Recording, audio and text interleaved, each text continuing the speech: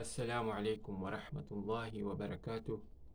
Welcome to the session of advice to myself first and others.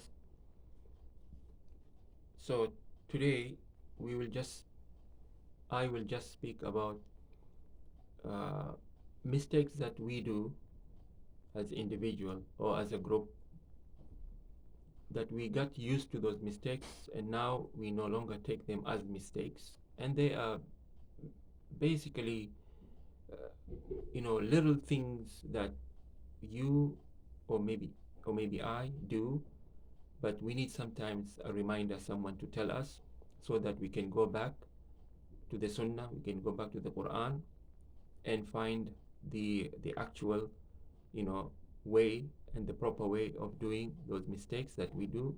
And and it's good to someone to sometimes give you a tap on your shoulder and telling you, so and so, you did this and it was wrong, perhaps you didn't know, or maybe you forgot. So Alhamdulillah, so I'll mention whatever I remember, and perhaps you have something too, you can add it on the comments, inshallah. um, so for example, when we go to the masjid, uh, most of the time we go and make also wudu. While we're doing wudu, sometimes you find people just talking uh, while they're doing wudu. It's and the water is running, and mind you, wasting is very disliked in Islam. Wasting any kind of thing, like especially water. So while you're doing wudu, you're supposed to start with Bismillah and do your wudu, and then finish it, by saying, أشهد أن لا إله إلا الله وأشهد أن محمد رسول الله اللهم اجعلني من التوابين واجعلني من المتطهرين. You should be focusing on that. And while we're coming to the masjid, sometimes we find ourselves, or maybe we have seen other people coming, and there is plenty of time before the iqama is given, and someone just coming and coming directly and sitting without praying those two rak'ah, which is called tahiyatul masjid. So those are few mistakes that we, or you and I, notice, and sometimes we need to remind people who do that. Or perhaps this video might help to remind them, whoever does that, so that they know, inshallah, and they can always go and find it, the proof, through the hadith, sunnah, or Quran, anywhere, or lectures prior about what we mentioned here.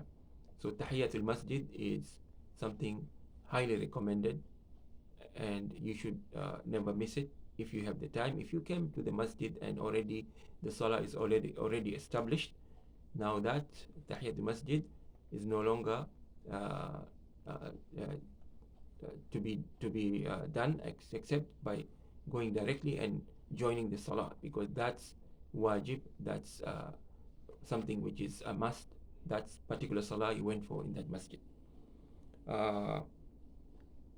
If you are joining and maybe you are with the imam, and it's a time of salah, the time of salats that the imam doesn't read out loud, you as a follower, a ma'mum, has to read your own al-Fatiha, and also another surah if the imam allows you. When I say allow you, is maybe you have the time, because once the imam finishes his surah, al-Fatiha, and then other surah, he will definitely say Allah Akbar going on the ruku', the bowing down. So if he didn't say Allah Akbar for bowing down, after you also have to read your Fatiha, you can add another surah as well. So those are the mistakes some people, or some places you might find some people just standing still, not reading at all, because by reading you can tell from someone with their lips moving, or if they have big beard, you can see the beard moving, or sometimes you can hear few things that coming out from their mouth, if you're sitting, of course, by standing close by, shoulder to shoulder. So anyway, so reading the Al-Fatiha is a must.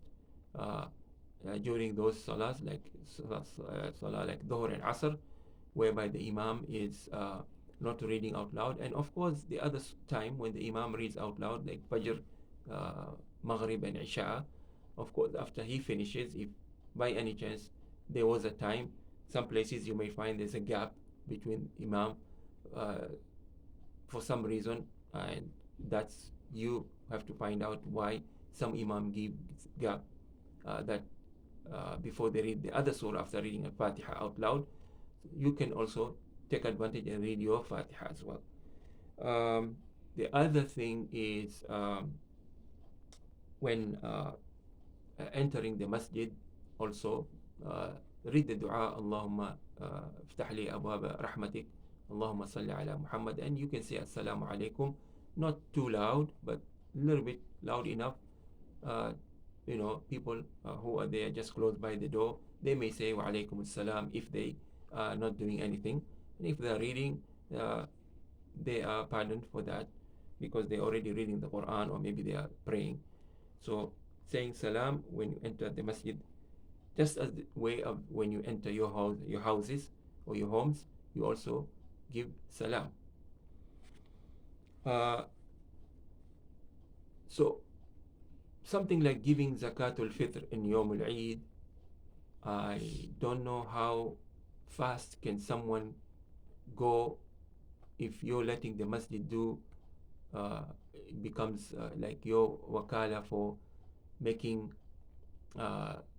because zakatul fitr is not giving money. You give money and then food has to be purchased, something that's dry food, whether it's rice, depending where that place is, what people are accustomed to eating. So giving your zakatul fitr thinking it's okay and it's actually valid Yawm al-Eid, because at that time it's too late. So you gotta give your zakatul fitr before,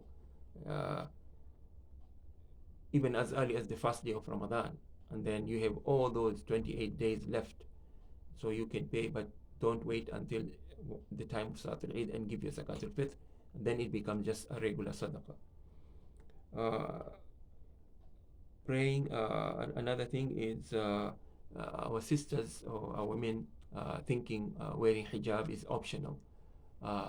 It's not. It's actually a commandment, and also it gives you ajr and thawab by doing so. So don't think by wearing your hijab is just an optional, whether if you want it, you do it, and if not, because you are sinning if you don't.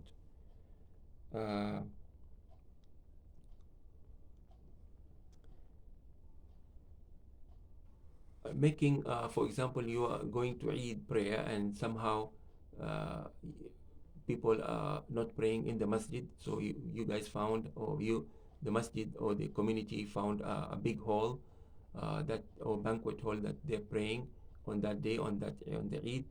So you're not now obligated to pray your Tahiyatul Masjid, because that place is not a place for a regular, or it's not a masjid. So Tahiyatul Masjid only applies to a masjid that whereby 5 daily prayers are observed, and Jum'ah to Jum'ah also is observed. So when you go to a big area or a big outside land, when Eid is prayed, Tahiyatul Masjid, you're not obligated to do that. When coming to the masjid and somehow you can hear the Imam already started the Salah, don't run. A lot of people, they do run. Actually, they actually jog or run or sprint to catch that Jama'ah.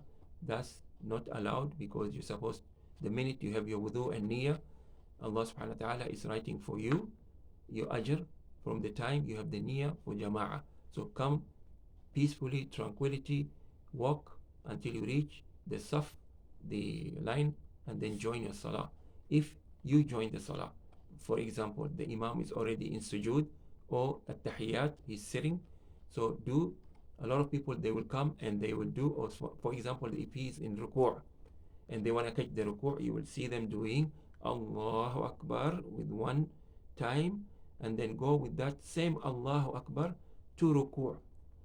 So that's wrong, because Salah, first of all, you have to enter into it by saying Allahu Akbar, and then you do another Allahu Akbar to do the action of whether you're joining whatever the Imam is at, on that particular time. If he's in sujood, then you go the first Allah Akbar, that's entering the salah, and then the other Allah Akbar, you going down all the way, or catching the ruku'. So a lot of people will do just one Allahu Akbar and combine it all the way down, and that's not right. So you make your Allahu Akbar and then Allahu Akbar, joining the Imam in whichever position he is at.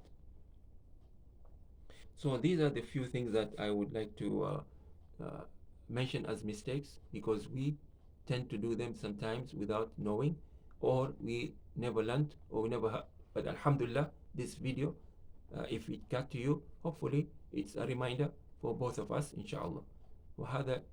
وهذا جزاك الله خيرا والسلام عليكم ورحمة الله وبركاته. I'll see you in the next session, inshallah.